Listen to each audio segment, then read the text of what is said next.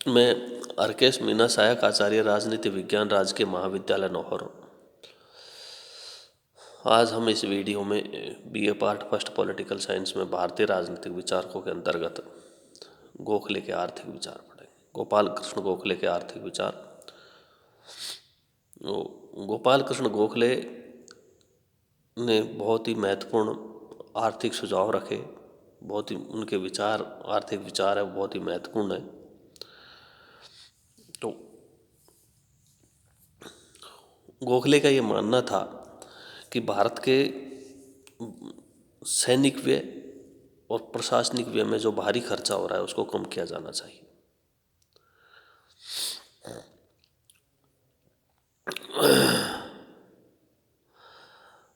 गोखले भारतीय लोगों की गरीबी को देखकर बहुत ही चिंतित थे और उन्होंने जो गरीबी का एक मुख्य कारण माना वो ये था कि भारतीय लोगों की गरीबी का जो प्रमुख कारण है वो है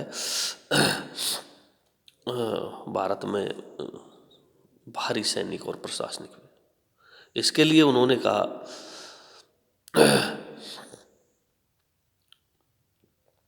भारत का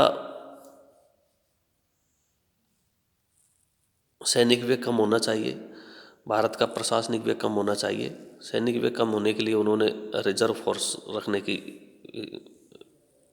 रखने का सुझाव दिया। इसके साथ साथ उन्होंने कहा कि यूरोपियन कलेक्टरों के स्थान पर, यूरोपियन अधिकारियों के स्थान पर भारतीय अधिकारियों की स्थापना की जानी चाहिए, भारतीय अधिकारियों की नियुक्ति की जानी चाहिए ताकि वो कम वेतन पर काम कर सके। तो इस तरह से वो ये मानते थे कि जो भारी सैनिक और प्रशासनिक व्यय हो रहा है उस पर उसको कम किया जाना चाहिए। गोखले रेलों की प्रसार की प्राथमिकता के भी विरोधी थे। उनका ये मानना था कि रेलों का जो प्रसार हो रहा है वो इसलिए नहीं हो रहा कि इससे आवागमन के साधनों में वृद्धि हो, इसके आवागमन सुचारू रूप से हो, भारतीय लोगों का भला हो, बल्कि उनका ये मानना था कि इनका जो प्रमुख उद्देश्य है, रेलों के विस्तार का जो प्रमुख उद्देश्य है वो ये है कि भारतीयों का शोषण करना। और वास्तव में ये था, क्योंकि रेलों के माध्यम से जो है अंग्रेज कच्चे माल को गांवों से बंदरगाहों तक ले जाते थे और वहाँ से फिर उनको इंग्लैंड पहुंचाया जाता था और वहाँ से जो फैशनेबल जो माल बन के आता था उनको बंदरगाहों पे उतार के वापस जो है भारतीय गांवों में पहुंचाया जाता था। तो इस तरह से उनके जो रेलों का प्रसार का जो प्रमुख उद्देश्य था वो था भारतीय लोगों का शोषण करना, भारत का शोषण करना, भारत को आर्थिक रूप से कमज़ोर करना। इसलिए वो ये मानते थे कि भारत में जो है रेलों के विस्तार को प्राथमिकता नहीं देनी चाहिए।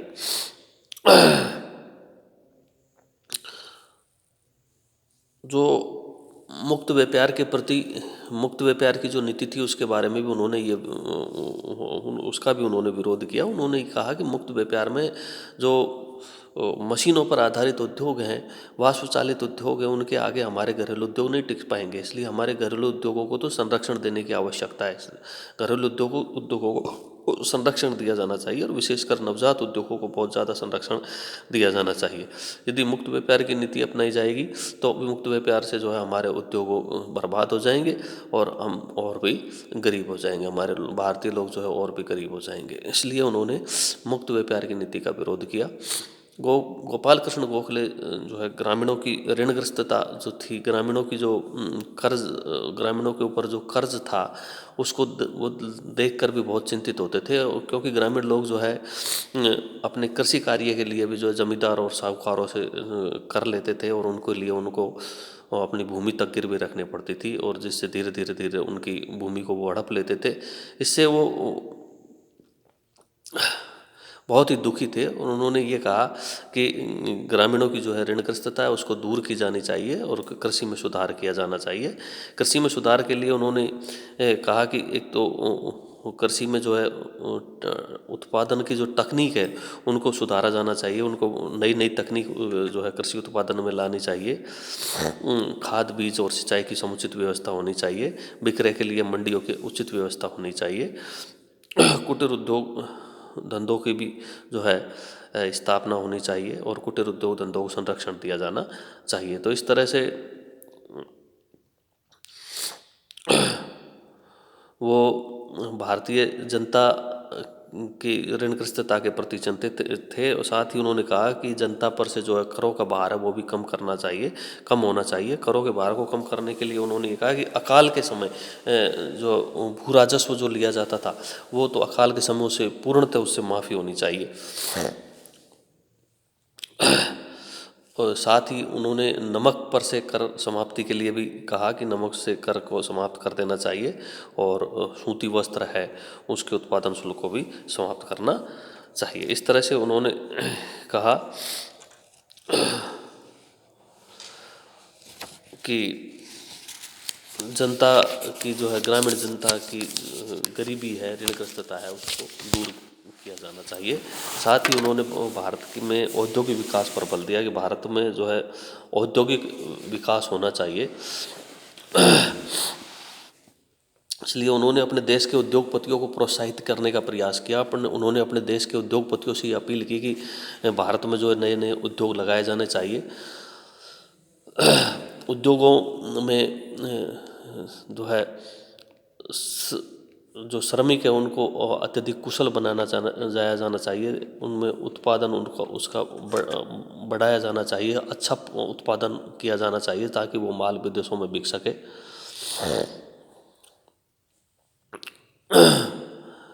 इसके साथ ही उन्होंने ये कहा कि भारतीय उद्योगों में जो है भारत के मध्यम वर्गीय शिक्षित लोग हैं उनको नियुक्त किया जाना चाहिए, जिससे कि भारत में एक तरफ से बेरोजगारी कम होगी और दूसरी तरफ हमारा जो शिक्षित वर्ग है उसको भी एक प्रेरणा मिलेगी, एक नई दशा मिलेगी। इसलिए उन्होंने कहा कि इन उद्योगों में मध्यम वर्गीय शिक्षित वर्ग को नियुक्त किया जाना चाहिए, तो और श्रमिक में जो है अत्यधिक कुशलता लाई जानी चाहिए।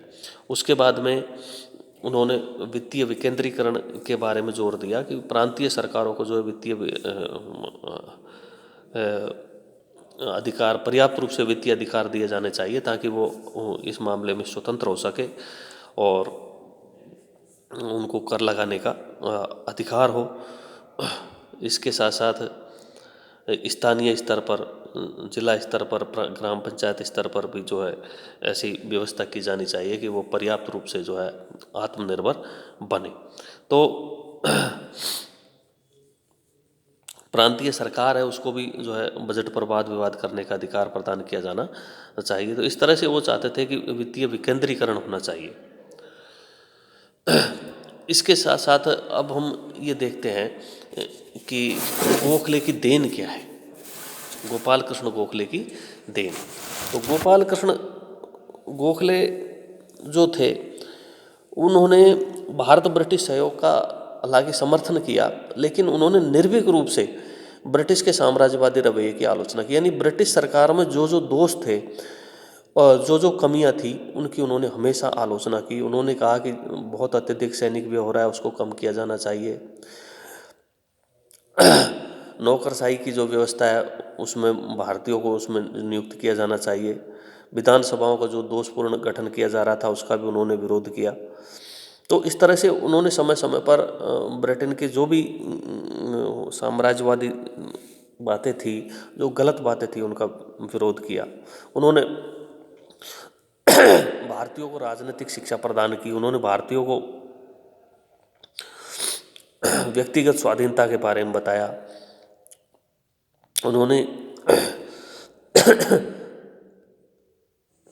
प्रतिनिधि संस्थाओं के निर्माण पर जोर दिया। डोमिनियन स्टेट की मांग की और धीरे धीरे उन्होंने स्वशासन के लिए भारतीय लोगों को प्रेरित किया।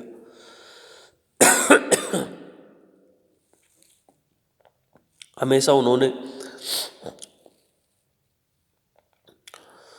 सांप्रदायिक सद्भावना पर जोर दिया, हिंदू मुस्लिम सिख ईसाई एकता पर जोर दिया। उन्होंने कहा कि सभी तरह से जो है ये प्रयास होने चाहिए कि सभी संप्रदायों में एकता बनी रहे।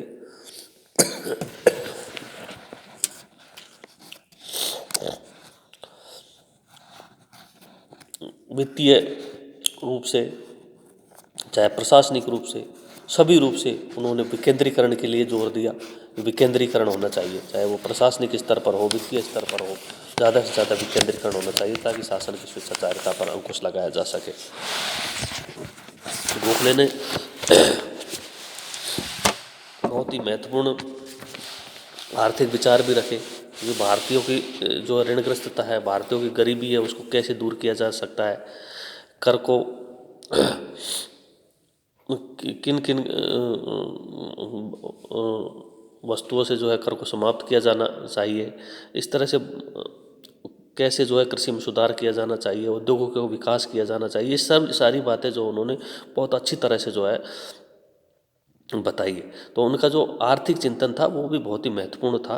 और उन्होंने हमेशा जो है राजनीति के बारे में राजनीति का आध्यात्मिकरण पर जोर दिया।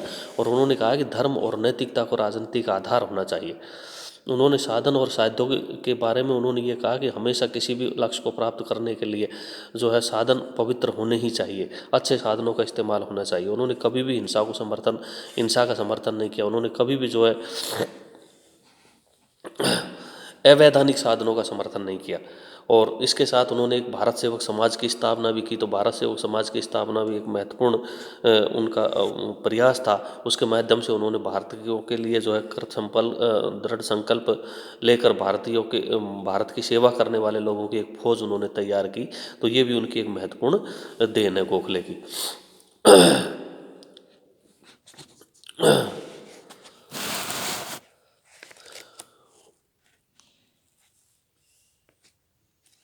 तो गोखले के बारे में ये भी कहा जाता है कि भारत के जो गर्म दलीय लोग थे वो उनको एक दुर्बल हृदय उदारवादी मानते थे। और वहीं ब्रिटिश सरकार उनको एक छिपा राजद्रोही मानती थी। लेकिन वास्तव में यदि देखा जाए तो गोपाल कृष्ण गोखले ना तो दुर्बल हृदय उदारवादी थे और ना ही छिपे हुए राजद्रोही थे। उनका प्रयास था